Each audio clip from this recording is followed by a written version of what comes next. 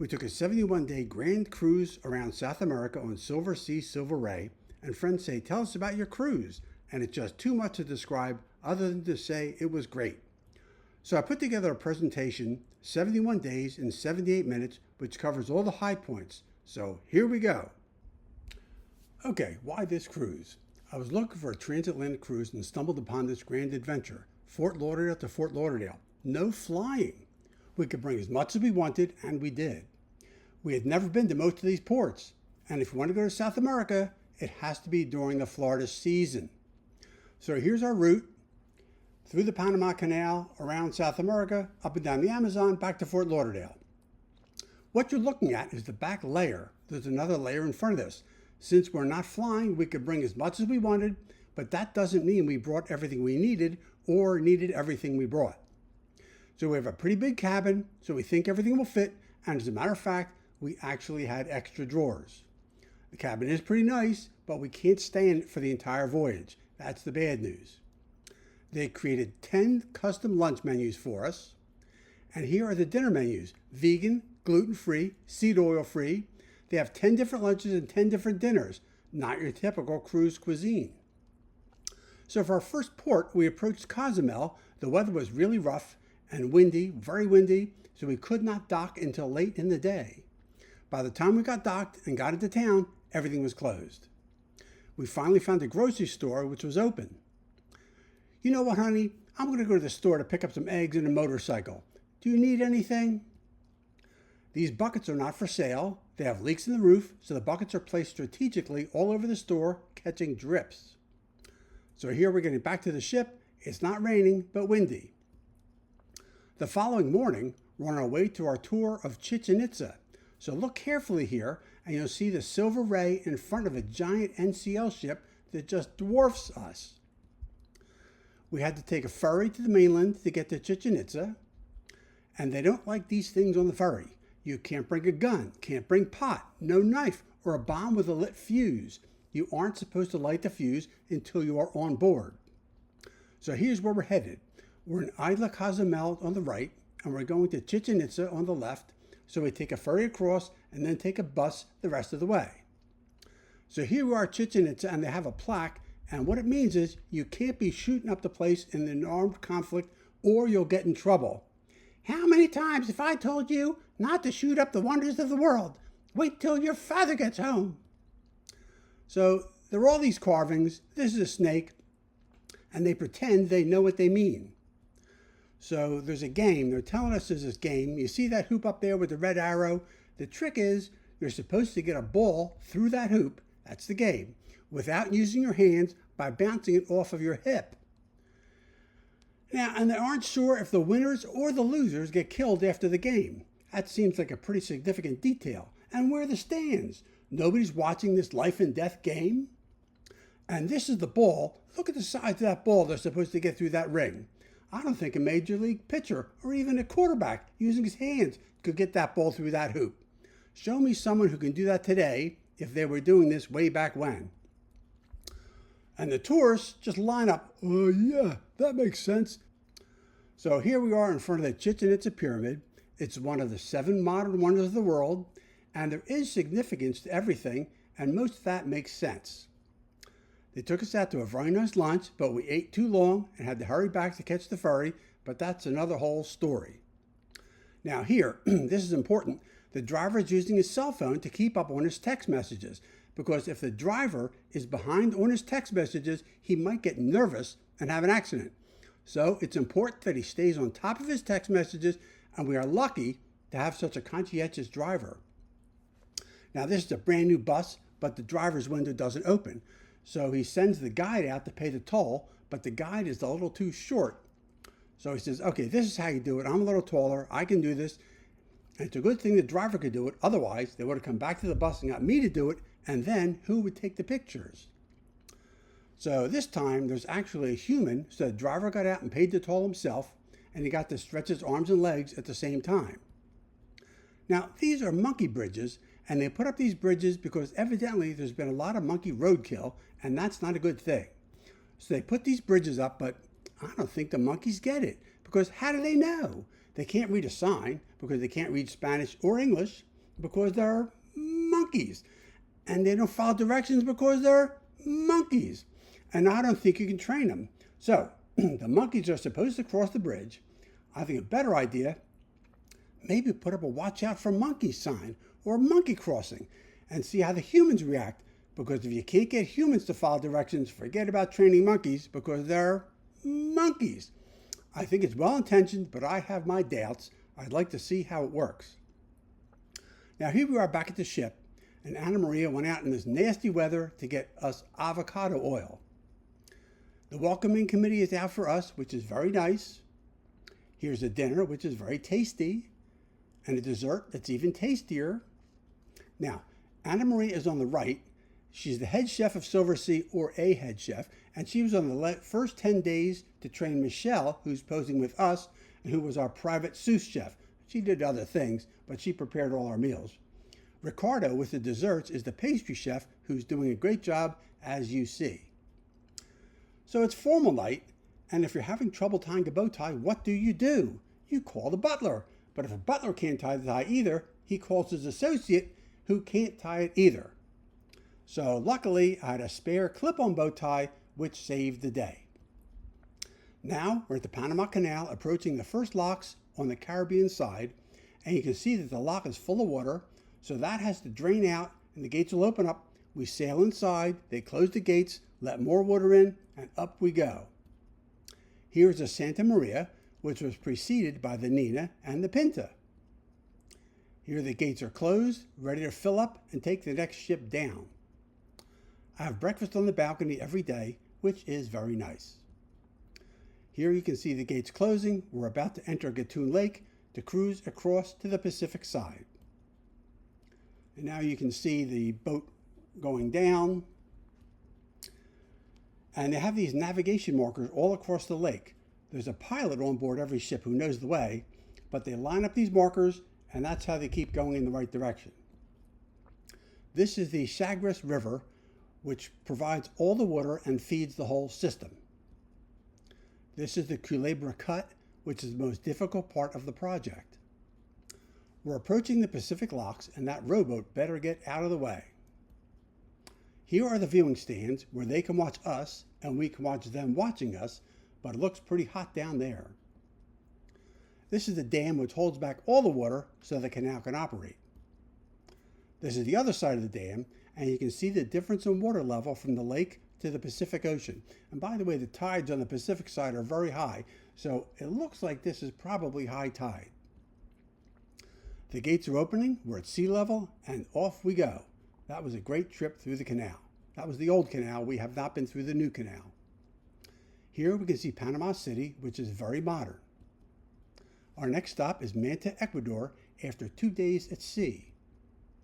They're building boats right to the side of the road, which I find very interesting. Note the bamboo scaffolding. We visit a coca plantation. These are coca pods. The coca beans are inside. You can see the difference between a genetically modified pod and a national or natural pod. The GM pods grow twice as fast and are twice as big. All the chocolate you eat, even organic, comes from GM pods. They keep one national plant on the plantation for pollination.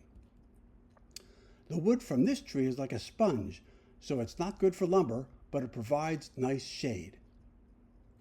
They lay the coca beans out to dry. Note the volleyball court in the back. This is the owner of the farm, and he gave us a pineapple to take back to the ship. They had to cut it in the kitchen because they don't trust guests with knives. Maybe they're afraid of a mutiny. I don't know. The next logical stop is the chocolate factory.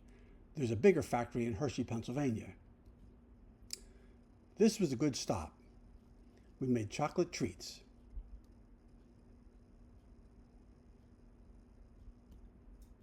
They put me to work and paid me in chocolate. We had time to visit the mall, which is always interesting. I got a manicure and a pedicure for under $16, which is cheaper than on the ship, and she did a nice job. Now look who came in first in duplicate. That's Laurie and Steve. I don't have time to share every meal, but they're all delicious. We had to throttle back on the lunches to keep it to soup and salad because there's just too much food. The crew says, "Oh, you're on vacation." No, for 71 days, I better eat like I'm at home. These were our Australian friends. We met such interesting people from all over the world and could invite them to join us at our table for dinner. Some ordered our food, some did not, and they missed the boat.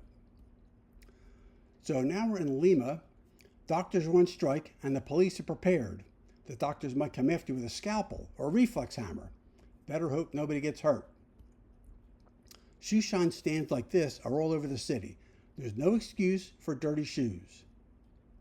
I'm not exaggerating. Maybe a dentist is walking down the street and decides he needs a new chair. They like balconies. You can't tell from the pictures, but everything is really dirty. Maybe a shoe shine could start a window cleaning business. No competition. Tapata Limena women dressed like this with one peekaboo eye showing through for 300 years because they thought it gave them freedom and anonymity. Men didn't like it because they could be complimenting their wife or mother-in-law. This is Francisco Pizarro, the founder of Lima. And they're saying, Somos Libres is we are free. I don't think so. I don't think this is a good name for a gym. That's in familiar restaurants. No toilet seats in South America, and don't flush the paper. That's what that can is for on the side, which, if you ask me, is pretty disgusting. This is the Parc de Amor, which is the Park of Love. Everybody's locked up their locks. Nice statue. Here's a Suite 15 in the Parc de Amor. And I don't know what is going on here. This is too weird. Another wonderful meal. We found a shopping center, which is like down a hill, but with a beautiful view. Another view of the shopping center. And this wall is in the lower part, and all the area where the road is landfill. So that whole area is built up, and the wall is the level, the natural level, but it's got cages over it so the rocks don't fall. Here's another wonderful meal. Now we're in Paracas. There's a desert on the ocean, which I find very weird because in Florida, it's very wet by the ocean. This is known as the Candelabra, and they don't know if it's 200 or 2,000 years old. We took a ride on a speedboat to come to this island to see the birds. And there are guaneros who come to the island to harvest guano, which is bird poop. And that's a whole industry, which I won't go into. Here's a booth, a little cart for the eggs of quail. On a sea day, Laurie took a cooking class. We had another formal night. You'll notice the same bow tie. We came to Chile. A sniffer dog welcomed us. We went to a museum with mummies. They said life expectancy is low due to domestic violence. I think that's pretty weird. You can see petroglyphs on the mountain in the background.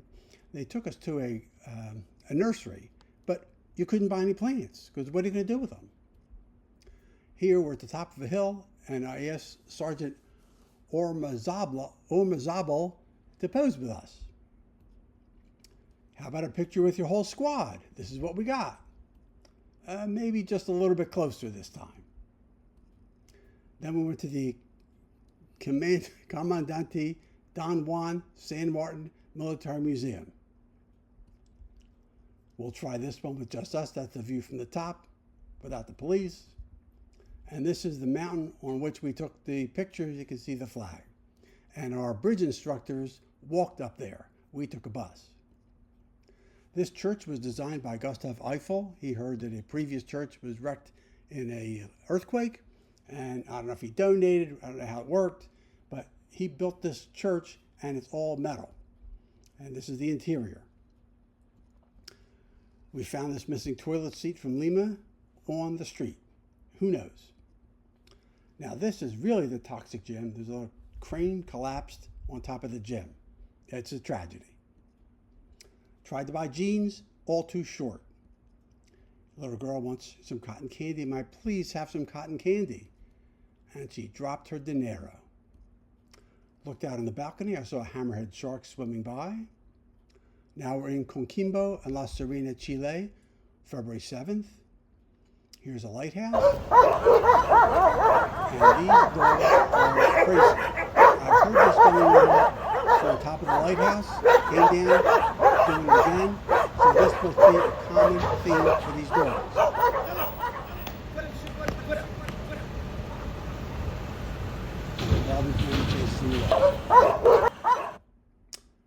I saw this piano, went to grocery store, ketchup in little packets. I know that the kids have food like this, snacks. Now here, the desert residents, this is a desert on this side, they capture fog to water plants. Laurie saw this woman walking by with a shirt, asked her where she got it. Turns out she made them and gave them to all the guests. And we thought that was just amazing. She also had other gifts for the guests. Her husband is a dentist in Thailand, pardon me. And this is the shirt from the back. I think I'm wearing this shirt tonight. Next stop is Valparaiso and Viña del Mar. Everything's built on a hill. I don't know if they have building codes. This doesn't look too safe to me. It's a tsunami zone. I guess it's good to be on top of the hill when the tsunami comes. This is the Frank Easter Island Museum. Rapa Nui, also known as the navel of the world, and that's Easter Island. All the statues face toward the water. There's a flea market by the sea. I saw this sewing machine, but can't take it to go. They have a flower clock, which has a Swiss movement. It's a very big deal. Valparaiso is a city of funiculars, and you can see a funicular in the art here. There's wall art everywhere. More wall art. And these corrugated metal walls, that's metal that was brought over on ships as ballast for weight. And they ended up using it to build buildings with. Here you can follow the ants to the candy store. This is Grandma. And Laurie bought a Grandma souvenir for her office, upper right. Now, I don't know what's going on here. I'm guessing it's a tarot card reading. We took a funicular, and the driver is very enthusiastic. He's watching football, which is always important. Here is the city of funiculars. Here we are going down. Nice views from the apartments. I don't know who would want to live there. And here, Justice is not blind. She is not wearing a blindfold, and she's holding the scales down. But even the dogs are cool. So that evening, I realized I left my hat on the bus. And you can see the hat is to the right, and the ship is to the left, and we're going to an event down at the bottom. So we're at a vineyard, and we took a picture with the captain. He's not wearing his uniform. He did not drive the bus, and the bus driver cannot drive the ship. But there was tasting wine right from the barrel. And this is the Kingston family. Jen, in the middle, has close ties to Princeton, New Jersey, which is near where our daughter lives. The next day, they returned my hat because we were 2 days in the same port. That was very lucky for me. And there's money in a pocket, and they told me the money was intact, which means they went through it. But I did have a Apple AirTag, as you can see, in the hat because I misplaced my hat. Now, this artist, Gonzalo Ilbaca, painted this car for Madonna because he didn't like seeing the artist get out of a black car. And he gave her an invitation. He would give her the car for free. He got no response. This is another, looks like Madonna-inspired piece of art. He had a great tour, and we saw this piece of art and bought it on the spot. And it's the Palace of the Winds in Jaipur, India, and we had just been there a few months before. Another artist studio tour. Laurie bought a piece of art. And there's the third artist, and this guy is a genius. I just can't even describe the art, the stuff he does, the machines he builds. It's just incredible stuff. And this is a previous artist studio tour in Philadelphia with my father and most of his progeny in 2019. They had a Super Bowl party for us. I guess it was February 9th. Plenty of food, Everybody was already stuffed, so I think most of the food went to waste or went to the crew. They played the show on a big screen, the game on a big screen, and it was weird because they could not play commercials. And if you tried to log in to see the show live from your home, it's blocked. You could see a recording, but you couldn't see the show live, so there were no commercials. And I was in the magician's show. He hired me to be a magician's prop, and he did some pretty good stuff. This is a Chilean Lake District tour. That water is very cold, and they have a little water park there. People are swimming in the water. The lake is very deep. This is one of 2,000 volcanoes in Chile, 89 of which are active. Active means it had to do something in the last 10,000 years. Another view of the Lake District. And this is the volcano erupting on our guide's, a picture on our guide's phone. Another grocery store visit. We love visiting grocery stores. This looks like a good snack, but we didn't get it. And most of the streets had these sidewalks for the blind, markers for the blind, so they could walk and I guess know where they're walking. So I thought that was really interesting. This is Puerto Varas. Pretty flowers all over the place. And here we had smooth sailing on the inside passage. Laurie's in her art class. And Chile is long and skinny. From top to bottom, it's farther than from New York to California. And now we're inside the Chilean fjords. Not the best weather. Here we're with our Swiss friends, and they're teaching us to play Phase 10. We also played Rummikub with them. They played with different rules. We played with their rules. We played with our rules. It was very interesting. And they were very nice. And they gave us a certificate that we learned how to play Phase 10, which is fun. There's the elusive blue sky. We had a chilly dinner in Chile in a semi-outdoor restaurant. They have heaters and blankets. Here we are in Punta Arenas, Chile.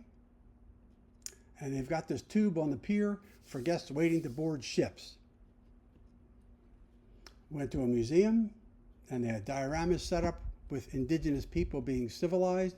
You'll happen to note there's a nun and a priest in the room, and other religious icons in the picture.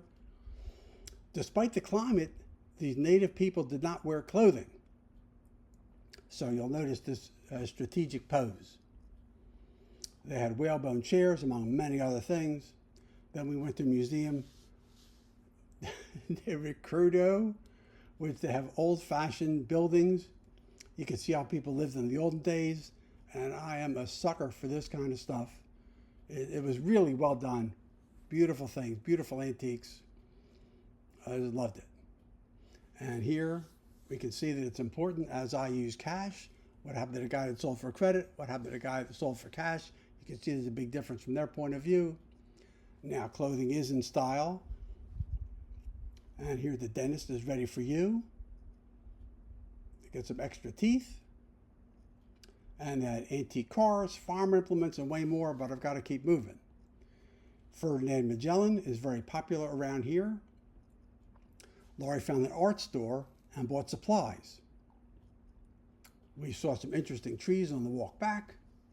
They had railings on the sidewalk so pedestrians don't blow away. Now we are leaving Punta Arenas. And breakfast outside with modifications. Here's the Garibaldi Glacier in the Chilean fjords. How to record this is a glacial waterfall. And you can see the difference in the water off the glacier to the water that's already in the fjord. Finally, some sunshine. Nice rainbow. Welcome to Ushuaia, the end of the earth. There's a very busy souvenir shop. Founded over 100 years ago. There's their passport. And Ushuaia was originally a prison. We took a penguin cruise. And we hired a photographer. So we got some nice pictures. Here they're installing a heated sidewalk in Ushuaia, which I guess in the winter is very handy. You don't have to shovel. There's no more ice. Here's the Ushuaia street. Not much going on. I was there with Joel. I was trying to find a t-shirt. I could not find the t-shirt I was looking for. Here is Ushuaia from afar. And this is how we avoided the Drake Passage. You'll see that we're inside those islands giving us shelter. Another rainbow. This one's pretty sharp. There's dinner at Salt Kitchen, which is sea and land tastes. They try and give you food that's local. And we had one dinner there, and they customized it for us. Here's just one of the dishes. And this is the chef and his assistant. They were very good. Everything we had was good. It was too much food. This is the Tigre River, and it's brown with sediment. The Pink Palace is in the background. We're in Buenos Aires, Argentina. Here's a view from the 31st floor. They had a very small elevator. It took our group forever to get up there, only 3 or 4 people at a time. Now in the morning we had a shopping tour, but most stores were closed. Butcher shop was open. And I thought this was a strange sign. Carnata viva translates to live bait. I just don't understand, with the hook through the eyeball and through the finger. Yuck. Now this is a centaur and a centaurette. Pay attention.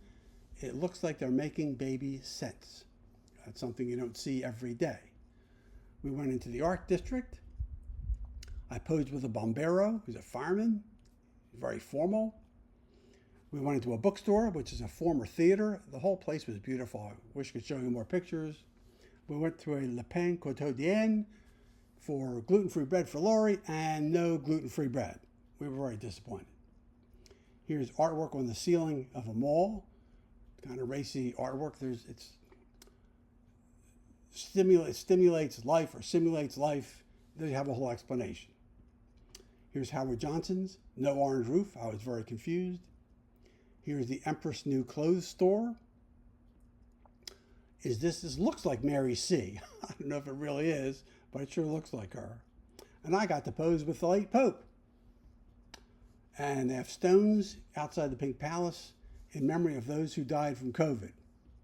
Well, people write their names or names of their loved ones on the stones. And this is Casa Rosita balcony, from which Juan Perón spoke to 300,000 supporters who filled the square to demand his release from prison. He was a political prisoner. He got released. He married Evita the next day. Evita was an illegitimate child, which bothered her, but she was eventually buried in her father's tomb. Her body was shipped to Europe, was hidden, and she finally made it back to her home. Here's her plaque. And in the cemetery where they charge admission, tombs are in disrepair if family cannot pay for upkeep. Now, a family member can sell the plot, which is very expensive, but you better watch your back, because your ancestors will be very angry with you if you sold the plot and ditched them somewhere else. This is the Evita Museum in a former mansion. In the museum, we're not allowed to take pictures of her dresses, but you can find this picture online, so I don't know what that's about. Here's Evita as a young woman, a young teen. Harrods banned shirt from the Eva Peron Foundation. The government of the self-proclaimed Liberating Army was ordered to remove all references to the foundation, leaving the hole that can be seen in this shirt. Evita fought for the women's right to vote and did vote once before her death. She died of ovarian cancer, very young. Here's the Church of the Day. This is the obelisk in Buenos Aires. We got to Montevideo, Uruguay, and I noticed all these ships, sunken ships, wondering what that's about. And it turns out there was a crane collapse and brought down all the ships, but according to the newspaper, that will be cleaned up by 2023. And this is the Teatro Solis, named after the first European to set foot in Uruguay. But according to our guide, Solis was killed by the natives, but he was liked by the natives, but the feeling was not mutual. According to legend, and confirmed by the internet, so it must be true, Solis and his exploratory party were eaten by the natives. The only disputed part is which tribe had him for dinner, because the Charu didn't practice cannibalism while the Guanare Indians did. Surviving crew members reported Diaz to Solis, and most of the other members had been killed, thus putting their expedition to an end. His brother-in-law took charge of the ships and returned to Spain. Good idea. He also told them that there was no gold or silver in Uruguay, and that kept the Spanish out for a while. This is Constitution Square. This is the Cathedral de Montevideo. It was Sunday, so the stores were closed, but the cathedral was open. They have a walk of fame. You can get an outdoor paid toilet if you have coins. Here's Romeo. If you look above Laurie's head, Romeo climbing up to see Juliet. This is Bruno Mauricio de Zabala, the founder of the city. Marijuana was legalized in Uruguay in 2013. And I don't know if you remember hearing about a plane crash. These people were stranded in the Andes for 72 days, and they had to resort to unpleasant things to survive. Here they are just about to get rescued. Now we're in Punta del Este, Uruguay, which is our halfway point, day 35. From this spot, no matter which way you look, you'll see water. I'm always going to show you one way, but trust me. Surprise, there was a church. And these fingers are a big deal. Looks like a hand come out of the sea, coming out of the sand. This is a very famous work of art. Saw a car covered in coins, bowling alley with King Kong, and we were on a biking tour. So we did a biking tour of Punta del Este, past the Beverly Tower, named after my mother and our granddaughter's middle name. And what's interesting, they don't use addresses. So they just have to tell you, well, it's between this street and that street or near the church or whatever, and there's surveillance cameras everywhere, and billionaires like it there because there's no crime, they feel safe. And when's the last time you saw one of these on the road? And we're looking at the front of the ship. The black ball means the anchor is down. Another yummy dessert. Now, a bridge, there's a famous bridge hand with James Bond in, I forget the name of the movie, where he bids 7 clubs, doubled, redoubled, and makes the contract. It's Moonraker. Moonraker is the movie. So you bridge fans, I'll be happy to share this bridge hand with you, and you'll figure out how he did it. Here we are having dinner on the balcony. Another remarkable dessert. Now we're approaching Balneário Camboriú, Brazil, which looks pretty nice. We got a nice cable car ride, but it was a disappointing tour. The only animals we saw were on signs. Nice vegetation. The only wildlife I saw was a spider, and I can't find her in the picture. And they call Balneário Camboriú the Dubai of South America. And who goes down steps must go up steps. We had 70 minutes to kill at a beach, so we ordered some French fries. We got seats. It had a nice view. The skinny building, nice private pool out in front. Back on board, local law enforcement who was having lunch, spoke to them, and they work for immigration, and this was their first stop, our first stop in Brazil, so they were here from immigration. Ilha Bela, Brazil snorkel. And this is a snorkeling ship. Pretty water. Laura had planned to go to the beach, but we heard it was buggy. And I went in, there were fish all over the place. I encouraged her to come in. She did come in, she did snorkel, and she had a good time.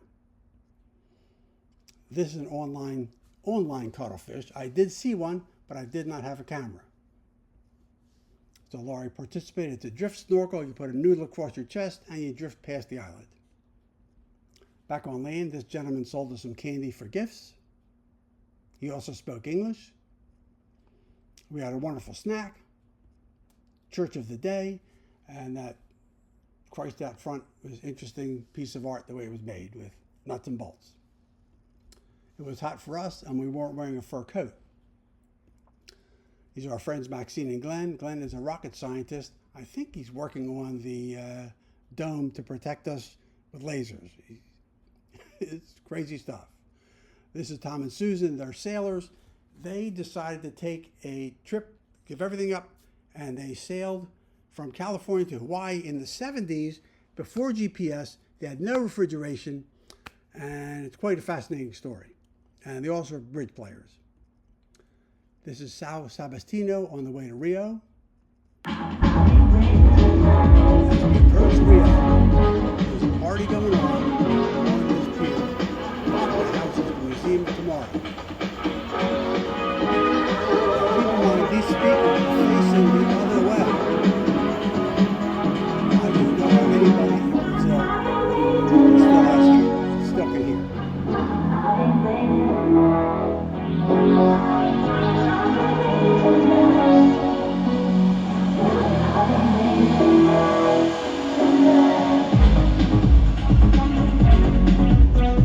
Okay, moving along.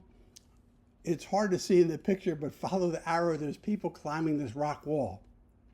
We're there to take the cable car to Sugarloaf Mountain, and they wanted to beat the fair, I guess. And I can't call them knuckleheads because I jumped off this bridge, but we don't have time to show the video. And there's about 60 people in each cable car. Beautiful views, spectacular views in every direction. There's Christ the Redeemer up on top of that mountain. Unfortunately, that's as close as we got. It's another long story. Another modern wonder of the world as well. Beautiful views. We're at Copacabana Beach. We were also in Ipanema, which the girl from Ipanema was there. They spray water on the sand so your feet don't get too hot. And I don't know what Rio is like when it's not Carnival, but this is the scene during Carnival. On day 2, we had a private tour, went to the beach for an acai bowl, and I see all these paragliders coming in for a landing right in front of us. A long story, but yes, I did sign up. They make you buy insurance, but I don't know exactly what I was insuring, probably the kite. The ride up the mountain was the scariest part. Then you have to schlep the equipment up these steps. I'm waiting in the staging area. There's 2 levels. Delta kites fly off the top. Here I'm getting ready to take off. That's my pilot behind me. He was in the Army. He's one of the oldest guys there. And if you're going to have a pilot, an old one is the one to have. I had a great 7-minute ride. I bought the video. Laurie had been very patient. Went to a mall, and these are the people walking around the mall. They had bras for sale, but Laurie declined. Here's another bra option. And there were plenty of festive costume choices. Here's a nice hat, which we did not buy. Here's a hat, which we did buy. And what a surprise, there's a Farm Rio store in Rio, one of Laurie's favorite brands. And we wanted to see how well we blend in with Carnival celebrants. And you can see, you could hardly even notice that we're any different. They were very nice to pose with us. So we had a forever dinner. Then we had to move to a smaller cabin. Then we had Christ the Redeemer the next day at 6:30 a.m. We just couldn't do it. Carnival the next day. So that was it. So here's the Sambadrome where the main Carnival parade takes place. The bright colors of the center are the actual parade. That star is where we are seated roughly. I don't even know what year this is, but that's roughly the spot. It's like a drag strip, and they make it down.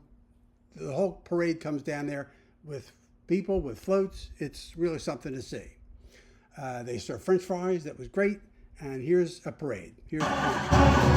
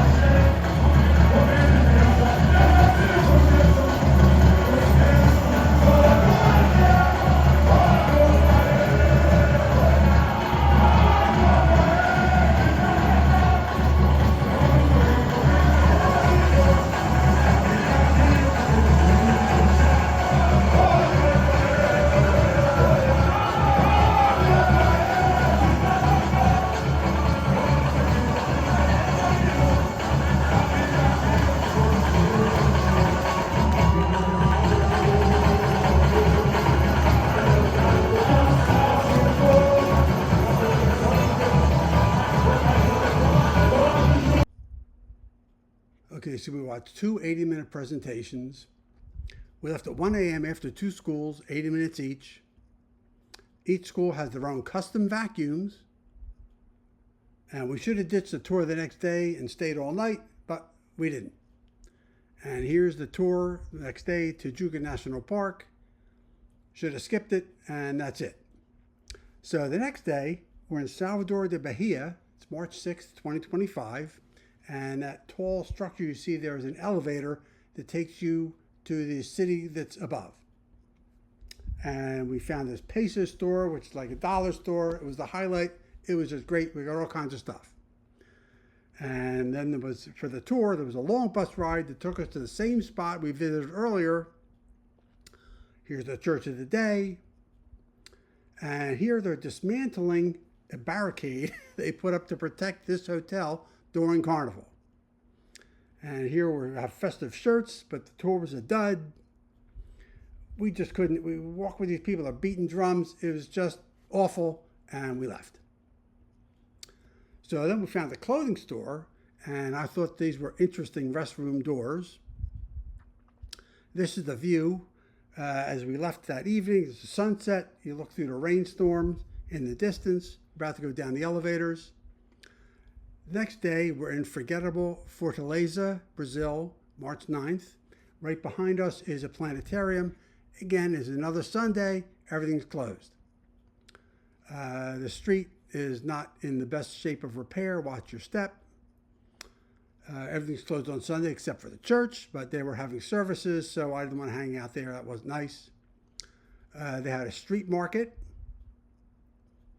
and lots of unfinished buildings. But by the beach, they had nice condos. They took us to a pleasant hike through an ecological park. It was a little bit muddy there. Lori wisely chose to stay in the bus. We didn't realize how bad it would be, but she made a good choice. Another guest spotted this cougar, which looked like a termite nest, and they shared the picture with me. We took the ship shuttle back to the mall after lunch. Lori found some good snacks. Another Farm Rio store. Here's a Sobremesas store that looks like a McDonald's, but I don't think is. We met these people at the Shabbat dinner. Soldier On, she wrote a book. She's an Israeli soldier. They sell fabrics to the army. Quite interesting story. He's a doctor. Told us about light in the morning. All interesting stuff.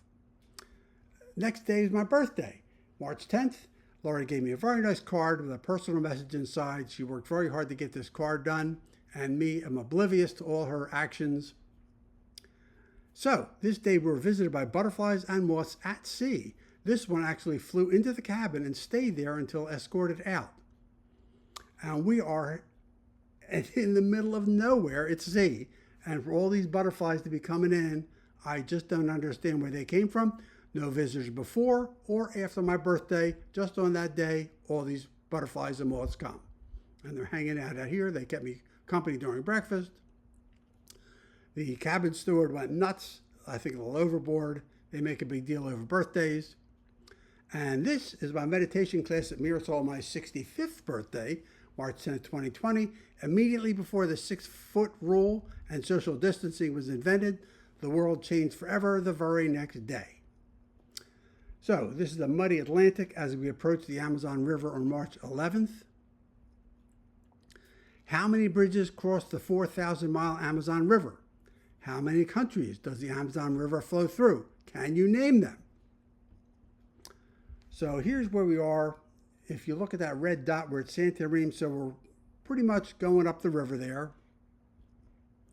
And this was our first stop, and all these bugs are all over the window. I didn't want to open the door. I did not eat outside this day. But when we got off the boat, the bugs were not there, and it was raining as we took a little boat ride. This is the meeting of the waters where the Amazon, which is the brown, and the Rio Tapajos flow side by side, which is the darker color that's closer to us. There are different temperatures, they have different flow rates, and it takes them a while to mix, and meeting of the waters is a big deal. This is supposed to be the prettiest one. Many Brazilians travel the same boats they travel inexpensively and sleep on hammocks. This is our guide. We passed home sites and farms. Buildings are elevated above the high water level. And this bug took a liking to me. He seemed friendly. He was curious about my North American hand. Other interesting buildings. Now, we were given pre-baited hooks to try to catch piranha. And I was not successful. I'm not the best fisherman. But somebody else did catch a piranha. And it's a pretty fish. They stuck it in a pot. We could have just cooked it, but we didn't. Instead, we released it. And this is Love Beach, right up the Tapajos River. But the piranha stay in the Amazon. So you're safe going to that beach, but you wouldn't be safe in the Amazon. But what you really have to watch out for are these Candiru toothpick fish.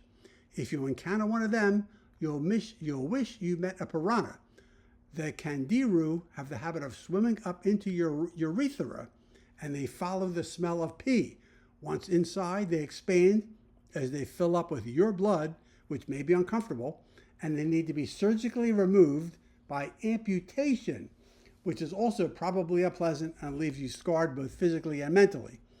If you have a problem with guests peeing in your pool, import a few Candiru and nobody will pee in your pool twice.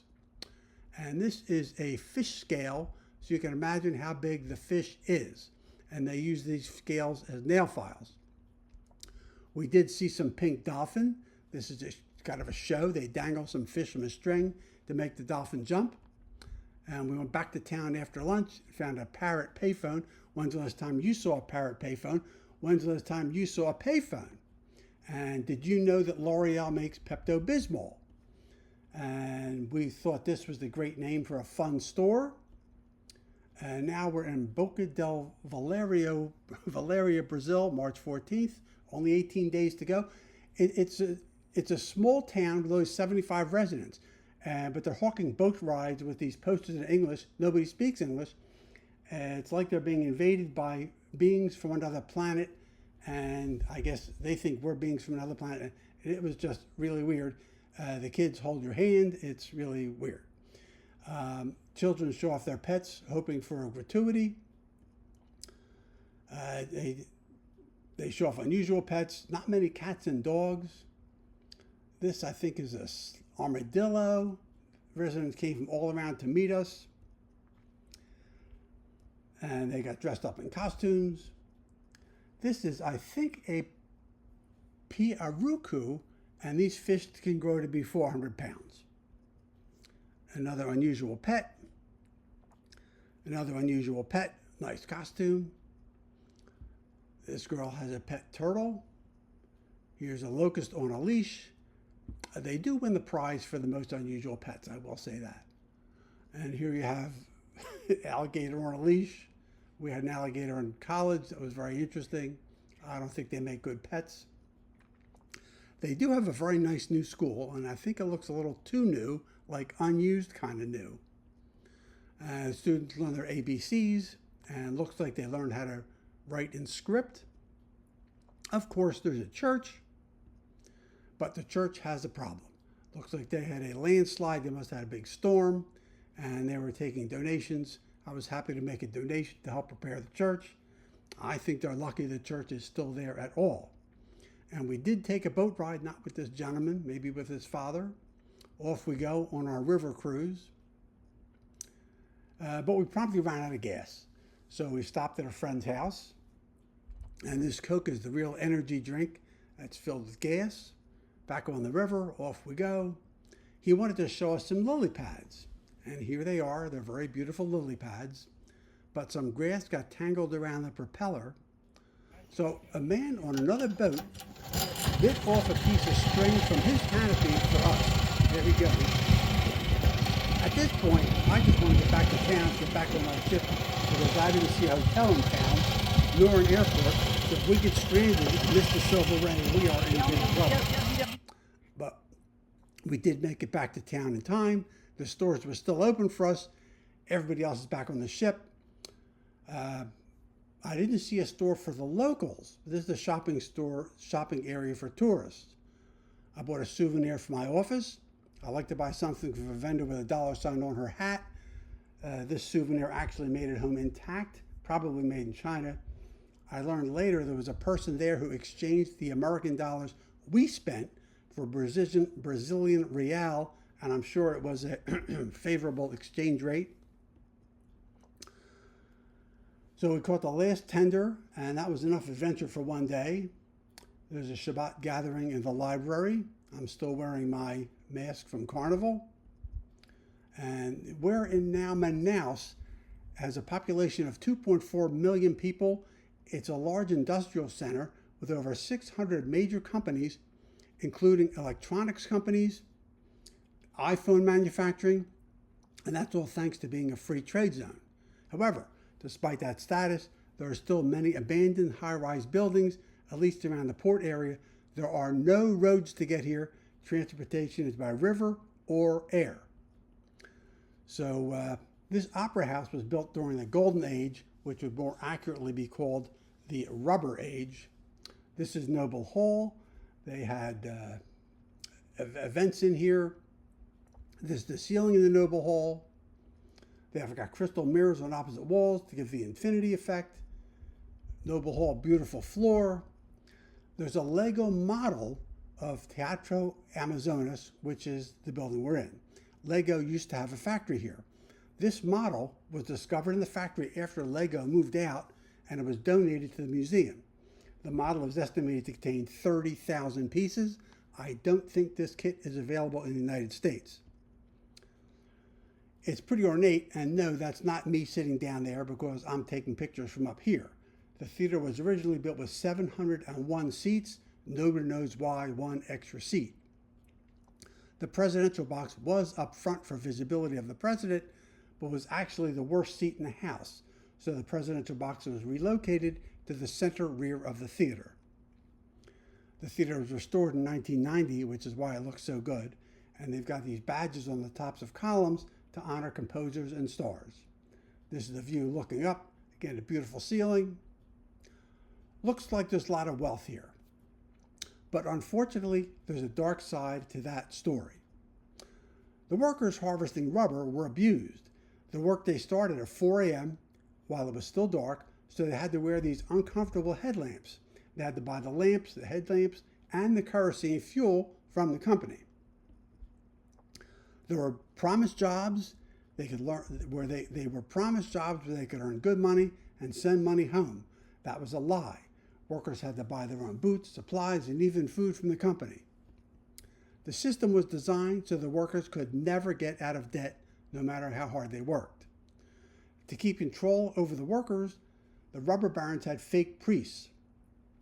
Workers would confess to the priest that they were going to escape or revolt, and the priest would rat them out. The only way to escape was downriver, and workers were shot as examples to discourage escape. Men essentially walked into slavery. Now, the rubber was heated and vulcanized and shipped in these giant balls, and they had to weigh a certain amount. They could weigh more, but they could not weigh less. Meanwhile, the rubber barons lived an extravagant lifestyle. This person only lived in this house for 5 years. You can pocket more money if you don't pay the help. So you can see slashes in this tree where it was tapped. Rubber trees can be tapped every 2 to 3 days. Now we're in Manaus, Brazil, day 2, local markets on foot. We toured the wholesale food market. Nice display of pineapples. Watermelons, I thought they would have been cheaper. They're $7 each. If you ask me, these bananas look pretty nasty. I think it's $5.30 for a full bunch of nasty ones, $7 for the green ones. So if these are our familiar bananas, they must be making a lot of banana bread. Our guide explained many of the unusual fruits available. Quail eggs must be a thing here. They've got more familiar chicken eggs, not refrigerated. It's about $4.42 for 30 eggs. The chicken eggs do not need to be refrigerated because they are not washed. There's no egg shortage here because they're not obsessed with bird flu and killing all the chickens. I know innards are good for you, but they look gross. And I don't know why they cut the fish open like this. The fish look better on a plate.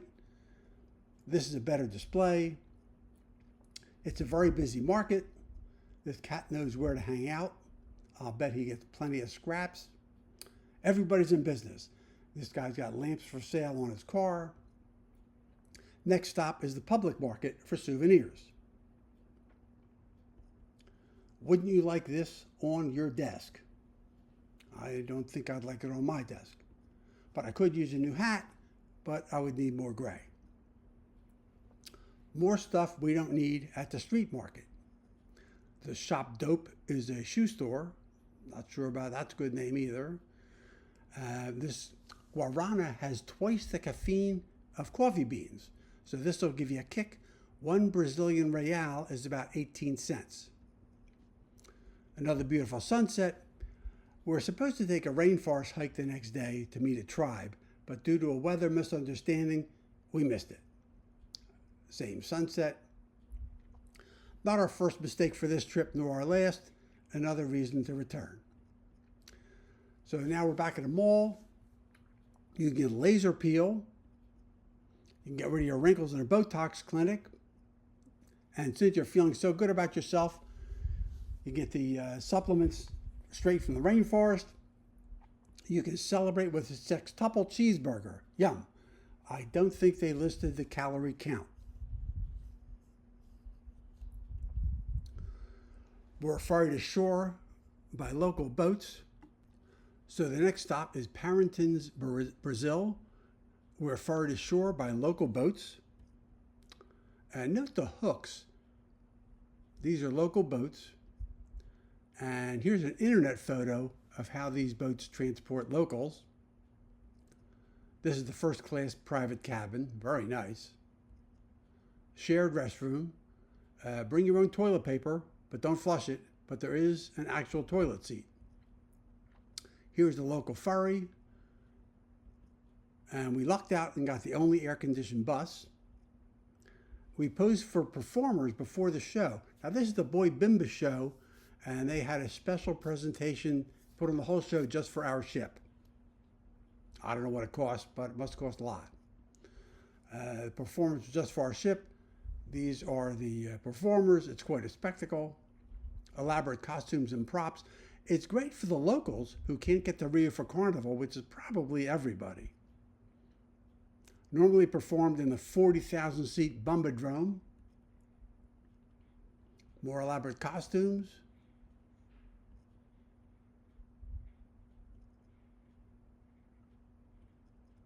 And the music was at a comfortable volume because we brought earplugs.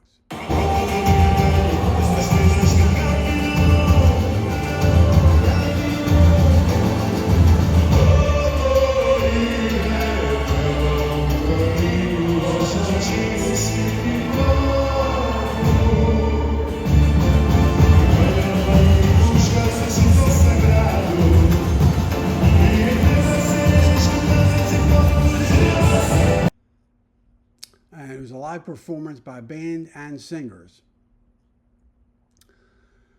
So we took a tuk-tuk back to the ship because we couldn't get on a bus, and it turns out the tuk-tuk was much better than the bus.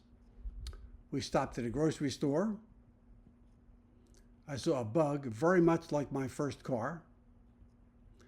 Passed a warehouse graveyard for old props. Maybe they're saving them for parts. How sad, discarded on the side of the road. It looks like this hand's trying to click a mouse for rescue. And of course, he took us to the church. So we asked the driver, is there a Jewish church? He said there was, but it was too far away. But right behind this church was the Jewish cemetery, quote, where they rested.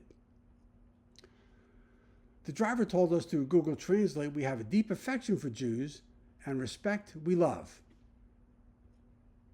The weather started looking gloomy, so we asked to return to the port. This is the real Bumbadrome, where the Boy Bumba Festival takes place when a cruise ship is not in town. And there are lots of murals outside the Bumbadrome. These women are riding bareback. We passed seafood vendors. This is right by the port, so it must be fresh fish. But weather is coming in. We missed the first ferry, which left in a hurry, and the second ferry was not in a hurry. It's time to board, and we were prepared. The ship has ponchos available. And they stopped the boarding process. We were very lucky to get on board. I don't know why they stopped boarding.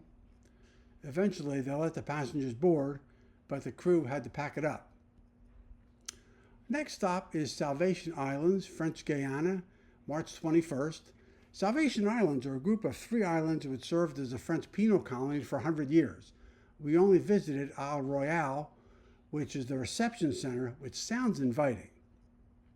This is Devil's Island. The islands were depicted in the movie Papillon with Steve McQueen and Dustin Hoffman. If you want the details, watch the movie or check Wikipedia. It's now a hotel resort, although I wouldn't want to spend a lot of time here. It's very quiet. It's pretty as a peacock, but this peacock was not in the most photogenic setting. He was trying to impress the ladies, not us. I feel trapped. The guide said most prisoners roamed free because escape was so hard, and most were political prisoners there for slave labor. No privacy, no toilet seat or toilet paper, so no need for a trash can. 75% of the prisoners sent to the islands died here. Not a very good hospital. There's no cemetery. They fed the bodies to the sharks to discourage escape. So who was praying at this church? Was it the guards, prisoners, or both together? I would be praying for freedom. So were the peacocks there when it was a prison? So we met our stretch instructor, Alina. Alina was from Scandinavia and had never been to Isle Royale. There were lots of fun steps. We did not fall. Agouti rodents are harmless and avoided us. That's an agouti in the upper left. And would you let your child chase a monkey? I would say the monkey is smarter than the parents. Another Shabbat gathering on a formal night. That's Laurie standing in the shadow holding the challah. I feel charming, so charming. It's alarming how charming I feel, and so pretty that I hardly believe I'm real. We had a very good singer. Okay, now we're in Barbados, only 9 days to go. Barbados is the first port of our last leg, so the ship is being provisioned. A friend from our Shabbat group arranged a private synagogue tour. It was a 25-minute walk to the synagogue, but most everything was closed because it is Sunday. There are 3 separate grave sites on the property. The synagogue is the pink building in the back. Now there's a marble threshold. As asphalt was removed from a parking lot, this marble threshold indicated there must be something more, which was the mikveh. The top portion of the mikveh was rebuilt. And this is inside the mikveh, the ritual bath. There's a wonderful museum for us. They opened up the museum. And we watched an informative video detailing migration of the Jews expelled from Europe. Synagogues, which claimed to be the oldest, all came to being around the same time for the same reason. Inside the synagogue, this is an operating synagogue, and although they do not have a dedicated rabbi, a rabbi is available in the winter months. Congregants conduct Friday night services on their own. There was seating upstairs when it was an Orthodox synagogue. Now it's conservative, and everyone sits together downstairs. If you're ever in Barbados, the synagogue is a worthwhile visit. We had a beautiful day, and walking back to the ship, we found an open store and bought Laurie a new hat. That evening, the 71-day cruisers were invited to a special dinner, a Bahan affair at St. Nicholas Abbey. It was a beautiful setting, and the weather was perfect. Dinner was served under a large tent with comfortable breezes. Unfortunately, our chef was not invited. This is a living room we could not use. You can look but don't touch. Enjoy your appetizers elsewhere. Here's the hat rack we could not use. It was evening, so we did not bring our hats. This is the bathroom we could not use. Now that we're in the Caribbean, toilet seats are in fashion, although no toilet paper here. Appetizers we could not eat. There was a very limited supply of appetizers for us. Here's a horse we could not ride.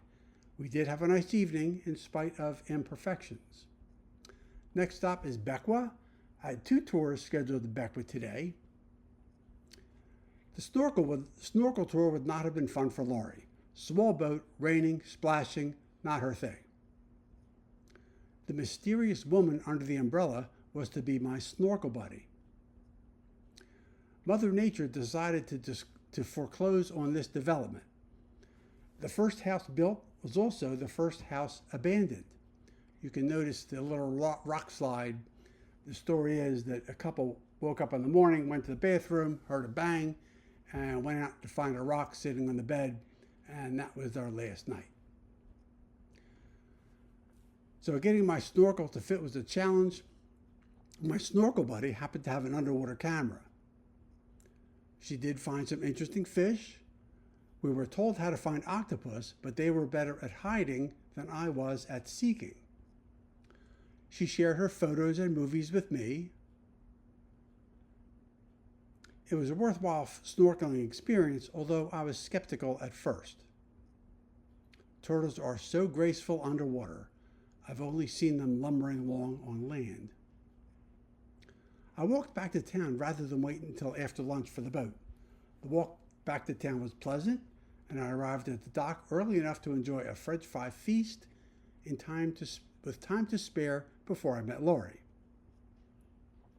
I passed this modest Anglican church established 1829. So for our afternoon tour, we traveled in these semi-comfortable trucks. They had more trucks than needed, so we could spread out 4 people to a truck instead of 10, but we shared the guides. These guys will make a custom model of your yacht from a picture, or you could buy a stock model. We stopped at a scenic lookout. The guides switched trucks, and we didn't miss a thing. Here's a boatyard making full-size boats. Here's some damage from a previous storm. And we could tour the airport because no flights were scheduled. This is one of the highlights of Bequa. You'll see that modern security setup. The airport was closed, but the bar was still open. We do have priorities. Another grocery store visit. Grocery stores are always fun. Knock off Frosted Flakes with a common theme. A double rainbow viewed from the ship. The pot of gold did not land in Bequa. So we were supposed to visit St. Lucia, but they turned us away because the passengers were not vaccinated against yellow fever. So we took our 650 passengers elsewhere and went to Fort de France, Martinique. Our tour is the best of St. Pierre, which includes the ruins of a theater. St. Pierre was devastated by a volcano in 1902. These are the steps to the former theater. St. Pierre was the Paris of the Caribbean. So here's the story. When the volcano erupted in 1902, it sent out a cloud of 1,000 degrees centigrade steam, which killed everyone except for Louis Auguste Sipari, who was in this dungeon and badly burned. 4 days later, rescuers heard his cries and rescued him. He was pardoned of all crimes, murder, maybe because the person he murdered would have been killed anyway. So why the prison was right next door to the theater is a mystery to me, although they do have an explanation. They shared a wall. Still sounds weird. So he's referred to as the man who lived through Doomsday and ended up joining Barnum and Bailey's circus, becoming the first black man ever to star in the segregated show. And it's on the internet, so it must be true, but the only picture they have of him caught him peeing on a bush. So the miraculous story of survival was presented by the same people who gave you the 161-year-old nurse to General George Washington. Moving on. We visited a distillery in a very scenic setting, unless you turn the other way. Sugar cane is getting ready to turn into rum. This process is powered by a steam engine. There's also a water wheel, but I'm not sure what the water wheel powers. Bubble, bubble, toil and trouble. A few more steps and out comes rum. It's a very complicated process to turn sugar cane into rum. Just a few more steps. You have to wait a while while the rum ages in these barrels. And you get many different flavors of rum. We thought coconut was the best. Have a taste or two or three. Cheers. We enjoyed the best of St. Pierre. After lunch, we went on a glass-bottom catamaran looking for sea turtles. We saw lots of fish on the surface, and there's windows in the pontoons. I thought that was a good concept. We could climb down into the pontoons and look out the windows. Not a spectacular view. It's a great concept. Maybe the water was just too cloudy. We had some time at the beach. The language barrier made it difficult to order snacks, and another guest helped us. We enjoyed our visit to Martinique. So now we're in St. John's, Antigua, right before our zipline adventure. We were not allowed to use our own cameras for fear it would cut into their photo package revenue. There's Laurie on a zipline. This is a picture. Take a picture because you won't see this again. We had fun, but on one run, Laurie put the brakes on too soon and had to be rescued. Sadly, no photos of that. It sounds like more fun than it is.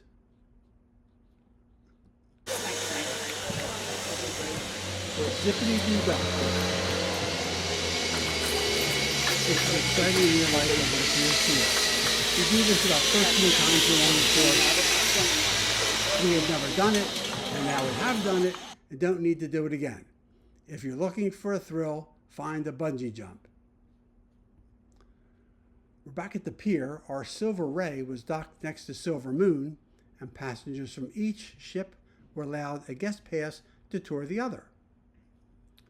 I didn't realize it at the time, but we are scheduled to cruise on the Silver Moon around Japan in February 2026.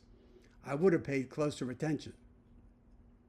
That evening, we took a pleasant sunset cruise and took in the sights around Antigua. Yes, it started to feel like a Caribbean overdose. Here's St. Kitts. We're heading out for a rainforest hike. So much for taking pictures along the way. We got the rain before we got to the rainforest. We watched a batik demonstration while we waited for the weather to clear. And we could browse the batik store. The weather did clear, and hiking we went.